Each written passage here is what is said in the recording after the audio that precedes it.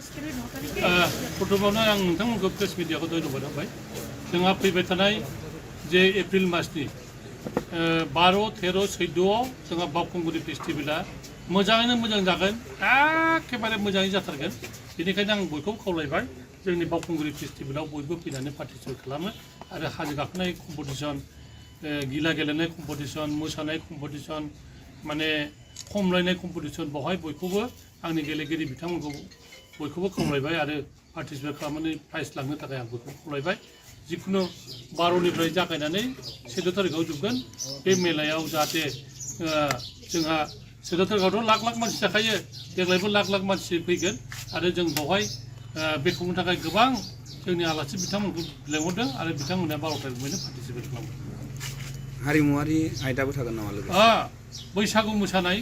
बिनि बादायलायनाय थागोन आरो बे बादायलायनायखौ जों अलरेडि दिनैनिफ्राय एनाउन्स खालामबाय सोरबाबो बादायारि दंबा बैसागु मोसानाय बादायारि खालामनो फैनो हागोन 13 तारिखआव बान्था होगोन बान्थाखौ होगोन जों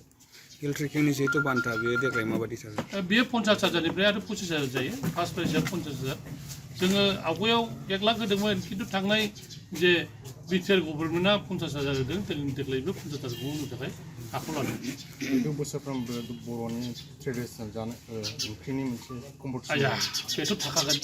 अमा सावनाय दाउ सावनाय ओंख्रि जानाय नारजि ओंख्रि मोनजानाय बेफोर थाखाजोबगोन गासिबो प्रिपेरेसना माबायदि सोलिनानै प्रिपेरेसना जागासिनो दं दाख्लैबो जागासिनो दं आं दिनैबो नायबावगोन आरो जाबाय थागोन मोजां जाथारगोन मा खावलायहरनो सानो सार नोंथाङा आं बेनि नोंथांमोननि गेजेरजों खावलायनो लुबैदों जेन बयबो बे बावखुंग्रि फेस्टिभेलाव गावनि गाव लाइफ भट होखांनानै एन्जयमेन्ट खालामनो आरो बावखुंग्रि हाजोखौ नायनो बयबो फैयो आरो बावहाय मोनसे धर्म स्थान हिसाबै बयबो नुजाफैयो जोंहा गासिबो जोंनि हारि बिभिन्न जाति जनगोष्ठीखौ आं खावलायबाय जों बावहाय फैनानै जाहाथे गावबागाव लाइफआव एन्जयमेन्ट खालामफैनो हायो थेवबो हाजो गाखोनाय बादायलायनायाव बबे जायगानिफ्राय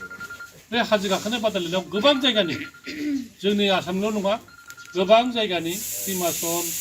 जोंहा काश्मीर गासिबो जायगानिफ्राय फैयो आसामनिफ्राय पार्टिसिपेट खालामो जाय देरहायो बेनो जोंनि थाखाय उइनार